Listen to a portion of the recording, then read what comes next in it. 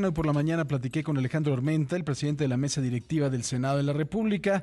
Interesante lo que sucedió en la ceremonia del domingo del Día de la Constitución, pero además los retos que tiene el Senado en materia legislativa, que son mucho más urgentes que la discusión sobre quién se sienta en dónde. Es Alejandro Armenta. Y bueno, está con nosotros Alejandro Armenta, que es presidente de la mesa directiva del Senado de la República. Querido Ale, ¿cómo estás? Bienvenido. Paco, muchas gracias. Gracias a ustedes. Excelente mañana. Oye, pues bueno, ha sido tema de polémica toda la semana el asunto relacionado con el evento para la celebración del 106º aniversario de la promulgación de la Constitución mexicana. ¿Qué fue lo que pasó? A ver, tú que estuviste ahí, que vimos un video en donde sí quitaron los nombres y los pusieron más para allá. Yo supongo que el tuyo fue para que no respingar a alguien más, pero a ver, cuéntanos desde tu óptica, que tú estuviste ahí como presidente del Senado, ¿qué pasó? Los representantes de las cámaras estuvimos en simetría, en la distancia simétrica con el presidente de la República. Ahí ambas cámaras estuvimos. Es un evento que organiza la presidencia de la República, y es un evento republicano. Y yo voy al fondo del tema.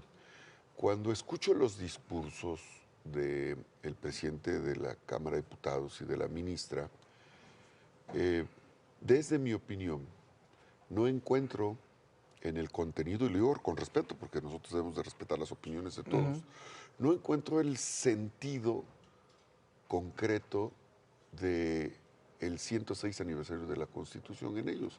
Porque, por un lado, escucho a una representante del Poder Judicial con una visión de supremacía del poder. No se entiende que los tres poderes, en su autonomía, en su independencia, son parte de un Estado-nación.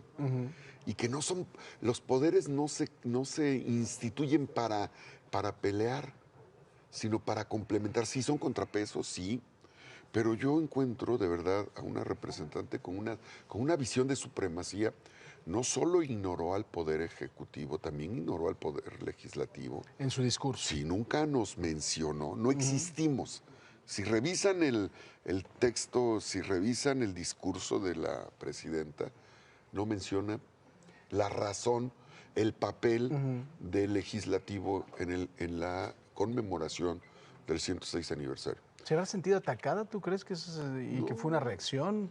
¿Pero atacada por qué? Pues no, es un evento donde tú tienes que definir el papel histórico de la Constitución. A mí me tocó exponer, y así lo hice, el legado que hemos dado, recuperar el texto constitucional del 17, porque la Constitución del 17 es el resultado de un movimiento social entre principalmente obreros y campesinos. Es una Constitución que por primera vez pone en el centro de las atenciones de la Carta Magna, de la Ley de Leyes, los derechos universales, los derechos, las garantías individuales, y por eso destaco que los cambios que hemos hecho a partir del 2018 son cambios que buscan rescatar el país, que buscan rescatar el humanismo, y expongo que el texto de la Constitución del 17, busca la distribución de la riqueza.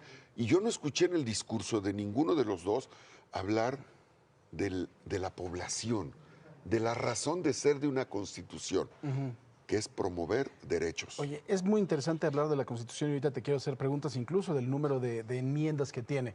Para cerrar el tema, ¿les faltaron al respeto? ¿No les faltaron al respeto? ¿La ministra le faltó al respeto al presidente? ¿Sí o no?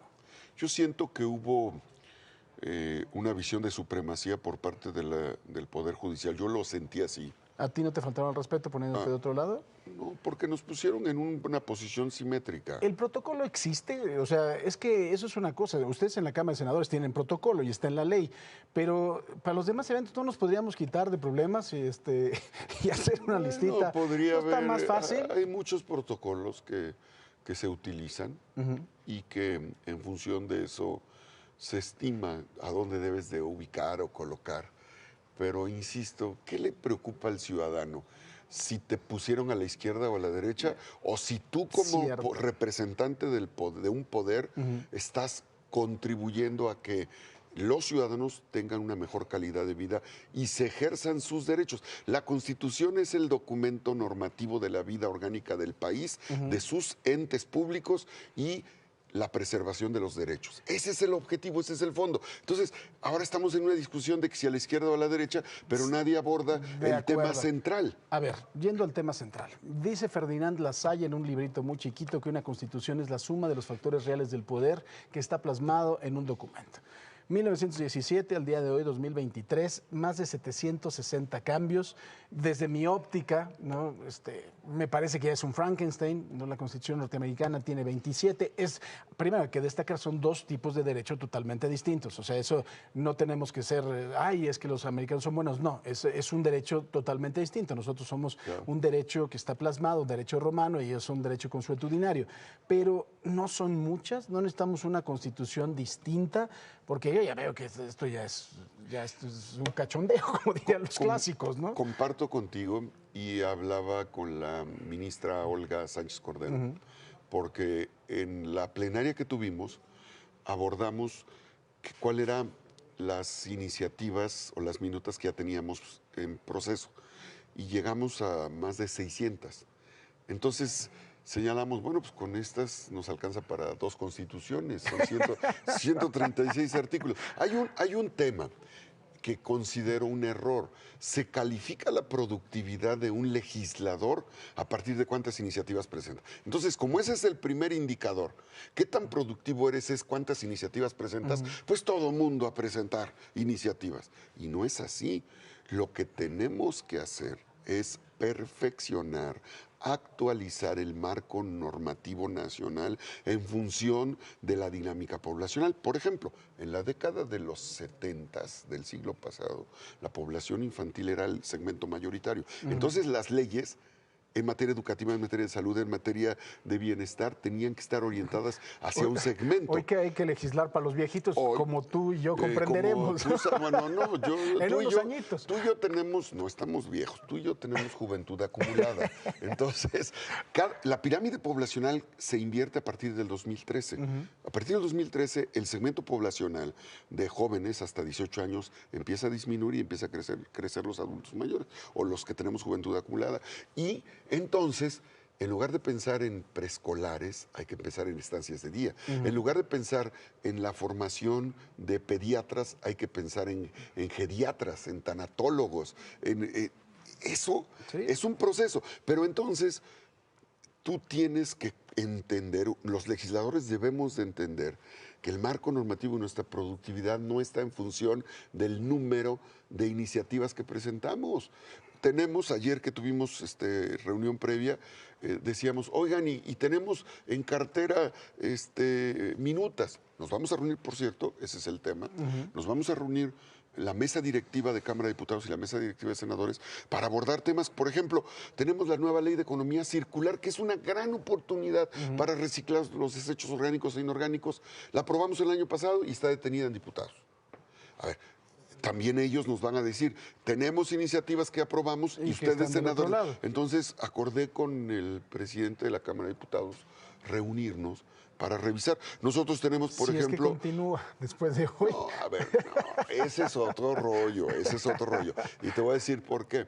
Se necesitan 2/3 partes para destituirla. Entonces, nada más es plan con maña, no. Bueno, está bien, cada quien sabe lo que hace. Pero tenemos otras iniciativas, por ejemplo, la ley reglamentaria del servicio ferroviario, el tema de la prescripción de delitos sexuales contra menores. Eso es importante. Hay temas importantes que están detenidos. ¿Y sabes por qué están detenidos? Te lo voy a decir y que quede entre nosotros.